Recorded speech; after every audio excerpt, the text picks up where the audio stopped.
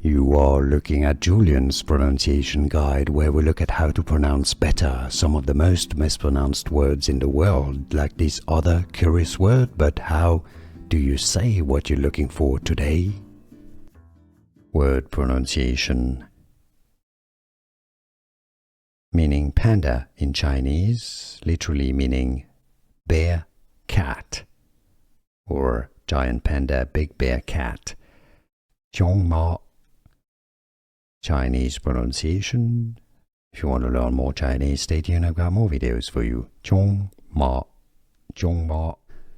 Here are more videos on how to pronounce more confusing words and names too many mispronounced. Like this video if you found it useful. I appreciate your support. I'll see you soon and thanks for watching.